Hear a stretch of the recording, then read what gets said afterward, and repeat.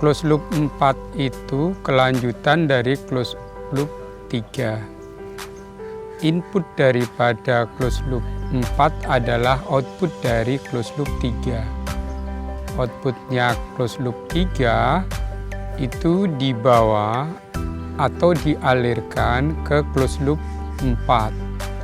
Wujudnya adalah di situ adalah cairan hasil reaksi selama 6 hari dari Kohe, kemudian bokasi, kemudian asam laktat, asam amino, protein. Nah, di sini kemudian di closed loop 4 ini wujudnya adalah sebuah hamparan. Nah, hamparannya ini adalah berwujud hamparan padi. Kita define satu hamparan itu adalah 10 hektar. Berarti dalam hamparan ini terdiri dari beberapa katakanlah kotak, beberapa luas yang digabungkan menjadi 10 hektar. Nah, wujudnya itu adalah tanah yang di closed loop 4 ini kita ambil adalah lahan untuk penanaman padi. Ketika kita mengalirkan ke dalam lahan ini, maka yang penting adalah merata. Jadi dari tempat ketinggian tertentu cairan dari closed loop 3 tadi dialirkan, kemudian dibantu didorong dengan air, kemudian diratakan pada tiap hektarnya. Berarti ada 10 bagian yang terdiri dari masing-masing 1 hektar. Nah, 10 bagian itu harus benar-benar rata. Nah, ukurannya setiap 1 hektar itu ketika awal kita mengalirkan paling sedikit itu 30.000 liter atau 30 ton. Kemudian kita lakukan itu secara bertahap sampai mana kita bisa paling tidak 30 ton untuk dialirkan ke dalam 1 hektar lahan. Kemudian setelah itu diratakan, kemudian dibikin homogen. Nah, setelah itu jatuh atau setelah rata, maka kita bisa saksikan di dalam lahan nanti akan tumbuh seperti yang kita define di awal tadi, dari kotoran hewan, bokasi, kemudian asam laktat, asam amino, ke protein. Maka di dalam hamparan ini akan tumbuh, salah satunya yang tumbuh adalah keong, bisa cacing, bisa kodok, bisa ikan. Nah, di sini masing-masing daerah tentunya berbeda-beda. Maka kalau di sini yang tumbuh pertama kali adalah keong, maka kita bisa saksikan keongnya tumbuh subur sebagai kelanjutan dari pertumbuhan protein. Nah, suburnya keong itu akan kita pakai, kita konversi menjadi protein yang lain, bentuk protein yang lain. Dalam ini kita bentuk menjadi telur bebek. Maka bebek akan kita liarkan di situ, di hamparan itu. Kemudian dia akan mencari makan, kenyangnya jumlah keong dan hewan-hewan kecil lain yang bisa ditangkap. Nah, dari situ maka kita bisa melihat bagaimana produktivitas telur bebek akan meningkat seiring dengan dia ada di lahan itu. Nah, di dalam perjalanannya ketika keong tumbuh, maka paralel tanaman padinya akan tumbuh.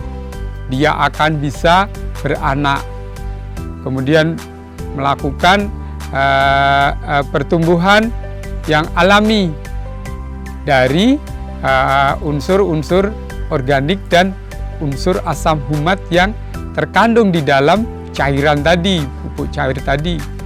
Jadi dia akan tumbuh seiring dengan jumlah dari nutrien yang ada di dalam tanah.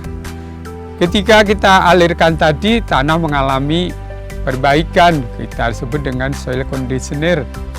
Nah, akibatnya tanah akan menjadi sehat. Kita bisa lihat di belakang, tanahnya jadi lumer, jadi halus. Warnanya pun pasti berubah. Warnanya cenderung ke warna hitam atau gelap.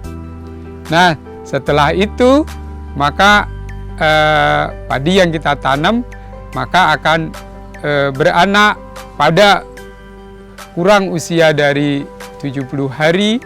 Dia akan tumbuh sekitar di atas 60, bisa sampai 80.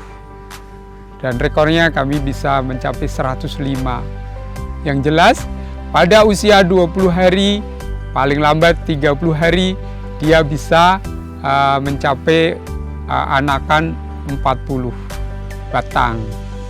Nah, jumlah anakan ini yang akan dipakai modal kita.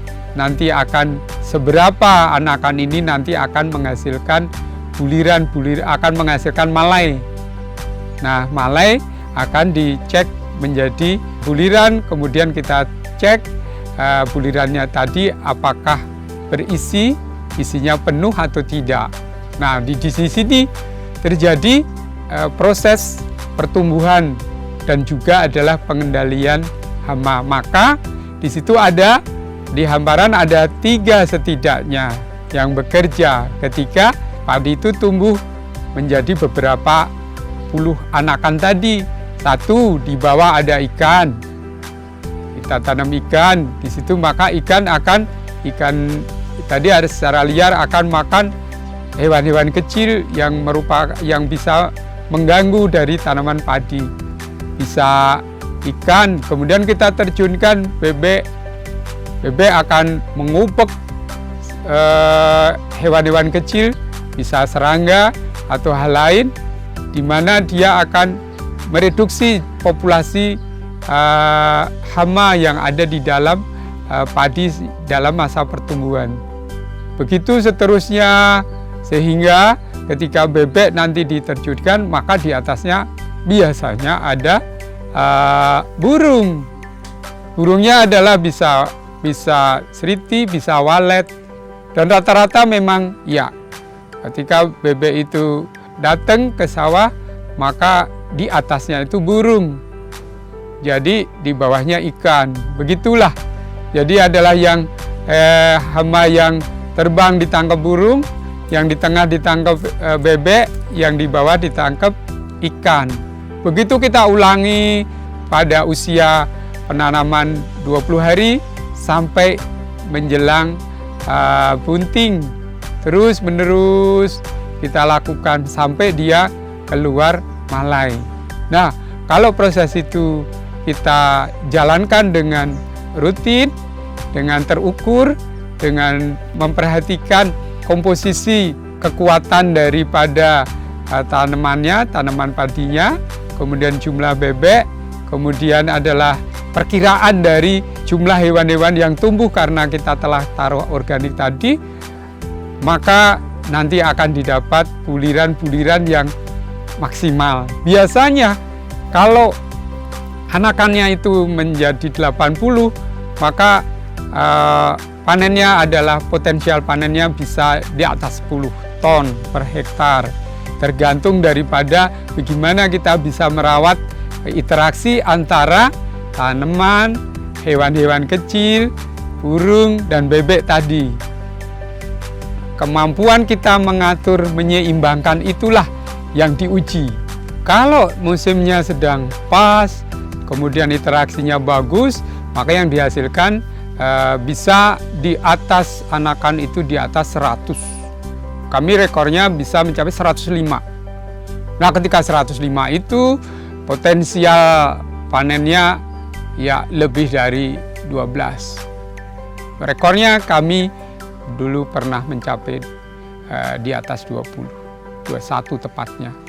Tapi normalnya kurang lebih di sekitar 14, 15, 16 ton per hektar. Kalau dalam kondisi semuanya normal. Dan bagaimana supaya membantu kenormalan itu? Maka di sekeliling kita, di hamparan ini ditanam tanaman-tanaman yang bisa membantu. Misalkan buah Majapahit, jahe, kencur, pete. Di sini ditaruh misalkan aja pisang, dan kemudian serai misalkan. Itu kita bisa aduk, kita bisa fermentasi barengan dari cairan yang ada di kolam 4 tadi, di closed loop 3. Kemudian kita bikin itu campuran antara jahe, kunyit, serai, dan bisa tambah pete, jengkol, atau apa aja yang kita bisa tumbuh di sekitar kita di sini. Dan kemudian kita fermentasi selama 4-6 hari. Hasil fermentasi itu kemudian kita semprotkan ke dalam tanaman kita secara berulang-ulang. Begitu terus, maka terjadi tidak hanya penghematan cairan untuk menyemprot, tetapi kita akan menghambat laju pertumbuhan hewan atau hal lain yang mengganggu pertumbuhan padi. Terus menerus kita lakukan itu. Setelah itu kita amati secara periodik apakah signifikan atau tidak terhadap pertumbuhan hama. Kurang lebih pengendalian hamanya itu disemprotkan bisa pagi hari sebelum panas matahari, atau sore hari ketika menjelang suhu turun, sehingga efektivitas dari cairan yang difermentasi itu lebih tinggi, dan kita bisa mengamati di setiap penyemprotan, diulang-ulang. Normalnya dalam satu periode penanaman itu, dalam 100 hari penanaman kita bisa nyemprot itu sampai 10 kali. Di dalam 100 hari umur itu bisa 10 kali, berarti bisa per 10 hari. Jadi di dalam menunggu panen 120 hari atau 100 hari itu kita bisa menghasilkan setidak-tidaknya sambil menunggu panen berwujud karbohidrat. Glukosanya bisa, yaitu buah-buahan. Proteinnya bisa, yaitu telur atau daging unggas atau ikan. Jadi paling tidak kita mendapatkan sebelum panen itu 3 output. Nah, tiga-tiganya itu bareng, dan itu harus muncul menjadi sebuah produk yang bisa dimanfaatkan sehingga komersial. Jadi semua tadi, interaksi tadi, produk tadi menghasilkan sesuatu yang bisa dimanfaatkan, bisa untuk pribadi atau komersial. Maka kita bisa dapatkan kreditnya itu every day, secara kontinu. Jadi di dalam perjalanannya liquid fertilizer tadi itu adalah, kalau kita analisa itu bisa mengandung nitrogen dari NH3-nya. Terus kemudian ketika kita masukin bebek, maka di situ nanti kita akan dapat fosfat. Jadi fosfatnya bisa kita dapat dari proses yang terjadi di dalam unggas. Kemudian hasil gabah, kemudian yang di huler, yang digiling akan menghasilkan salah satunya sekam, bisnya. Nah, sekamnya kita bisa taruh di dalam kandang bebek, kemudian sekamnya kita kumpulkan dari kandang bebek itu, kemudian dibakar. Pembakarannya itu akan menghasilkan K. Maka ketiga-tiganya kita akan dapat yaitu unsur NPK. Nitrogennya dari sapi, P-nya dari unggas, K-nya dari sekam. Maka kita akan dapat pupuk NPK organik. Di samping itu, karena kita memberikan liquid fertilizernya tadi, pupuk cairnya tadi adalah dari sapi, maka akan mengandung asam humat. Nah, asam humatnya itu kita perkuat dengan asam humat murni dengan kemurnian 90% kita tambahkan. Maka asam humat tadi akan mendekomposisi senyawa-senyawa yang ada di hamparan kita. Maka unsur-unsur mikro akan terjadi. Tidak hanya NPK, unsur-unsur lain akan muncul. Sehingga sifat fisik, kimia, fisika dari tanah akan berubah dari keanekaragaman senyawa dan unsur dari hasil reaksi dan dekomposisi dari perjalanannya di hamparan itu. Sedemikian sehingga tanah kita akan menjadi sehat. Sehat berarti subur, sehat bagi tanaman, sehat bagi hewan, dan akhirnya sehat bagi kita sebagai manusia. Close loop 1, 2, 3, 4 tadi dijalankan, maka lama-lama terjadi improving, lama-lama terjadi soil engineering reaction. Jadi bagaimana tanah itu bereaksi menuju lebih baik, pH-nya akan jauh lebih ideal, perbaikan menuju ideal, sehingga dari waktu ke waktu akan terjadi perubahan hasil yang signifikan. Pengalaman saya, untuk tanah yang dari sakit sampai sehat itu perlu waktu minimal 6-8 musim. Jadi antara 3, 4, 5 tahun itu akan mengalami perubahan. Nah, perubahan-perubahan ini nggak bisa serta-merta, nggak bisa.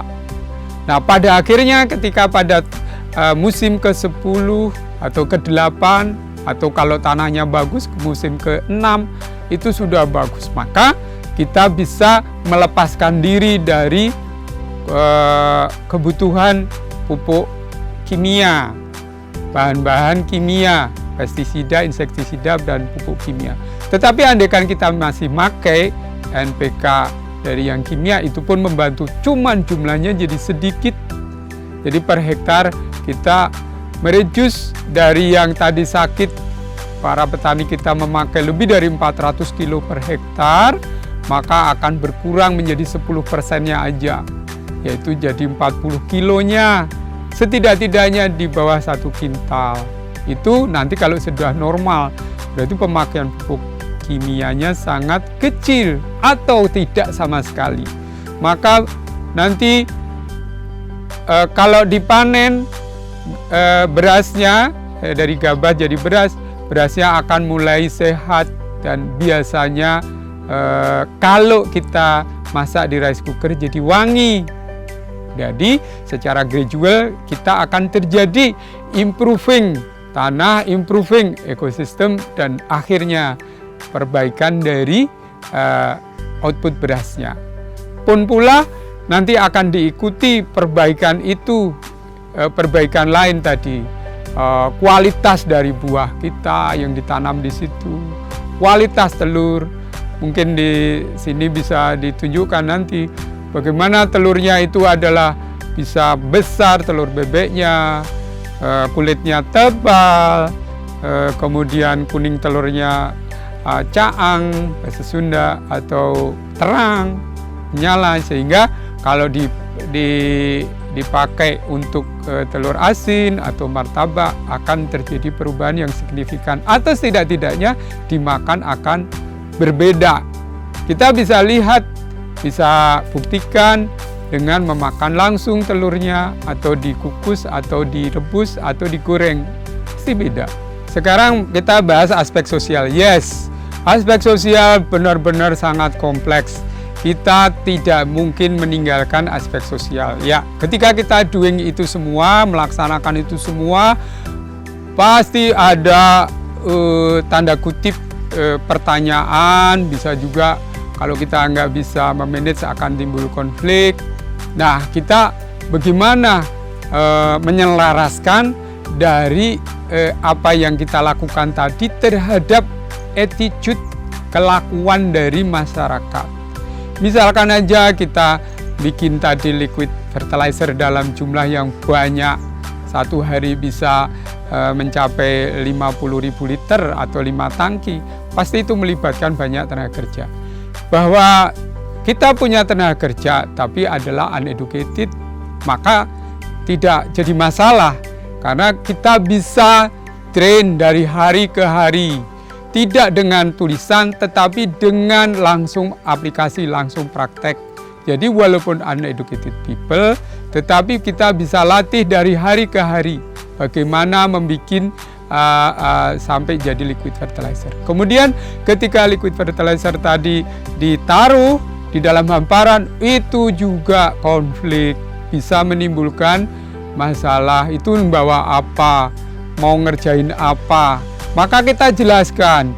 Jadi orang-orang yang di sekitar di desa itu kita kumpulkan, kita bareng ada di lokasi sawah, bareng kita jelaskan. Tentu penjelasannya dengan berbagai macam cara yang mudah diterima dan enak, nyaman. Jadi misalkan aja sambil makan telurnya, sambil makan dagingnya, sambil makan buahnya, ataupun sambil makan nasinya. Jadi di situ terjadi edukasi pelan-pelan, dan itu enggak bisa langsung diterima, enggak. Salah satu hal yang ini adalah yang penting anggota masyarakat tadi adalah mengerti sehingga selaras dengan apa yang kita katakan atau kita kerjakan. Tapi tidak selalu begitu. Maka ketika terjadi bisa aja ada hal yang tidak selaras. Misalkan saja ketika kita naruh cairan tadi, cairannya bisa dialirkan di tempat lain. Nah itu di tetangga misalkan, tidak boleh. Maka kita edukasi. Ketika kita taruh ikan, maka ikannya bisa diambilin tetangga. Kita katakan, ini ikan bukan untuk diambil pada saat selama 120 hari. Nanti kalau ikannya sudah panen, silakan. Begitu juga dengan hasil berasnya, hasil gabahnya. Sebagian kita bagikan, sebagian kita sebarkan. Maka kita panggil lagi itu kalau panen para anggota masyarakat tadi. Sehingga dia mengalami proses pembelajaran dari input, kemudian proses output. Oh, outputnya kayak gini. Itu adalah proses penyadaran yang tidak sebentar. Berarti ada interaksi di dalam sosial. Jadi bagaimana menata itu menjadi searah, selaras, harmoni, itu adalah tugas daripada, kalau di definisi di kami, di farm kami, arranger.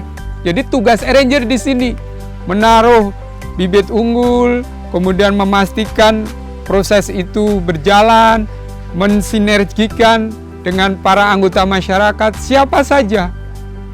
Karena kita belajar dengan alam, selaras dengan alam. Begitu juga dengan manusianya. Keanekaragaman lingkungan biotik sangat menentukan dari kesehatan lingkungan abiotik. Jadi, keanekaragaman tumbuhan, keanekaragaman hewan akan mempengaruhi dari kesehatan tanah kita. Begitu juga dengan kalau kita taruh misalkan aja lebah, taruh aja burung walet, itu juga akan tumbuh. Karena pengalaman kami menunjukkan kalau kita doing sesuatu, misalkan saja kita mengaduk di kolam 4, maka di situ akan datang walet, akan datang seriti. Begitu juga ketika bebek jalan di tanaman, di atasnya ada tumbuh, akan diikuti oleh burung. Jadi tidak ada proses yang single, pasti dia akan beriringan di dalam 120 hari tanaman padi itu tumbuh. Baik, ini adalah para warga, para anggota masyarakat yang bekerja bareng, yang daily-nya kayak gini. Jadi kita semua harus sinergi bareng. Jadi kita tidak ada yang bisa langsung katakanlah jadi, tetapi harus benar-benar melalui tahapan-tahapan di dalam sebuah closed loop besar, yaitu closed loop integrated farm. Kurang lebih begitu. Jadi peran daripada society itu sangat menentukan merah hijaunya, merah putihnya farm kita. Maka kita benar-benar sebagai arranger harus betul-betul bisa memberikan warna yang searah.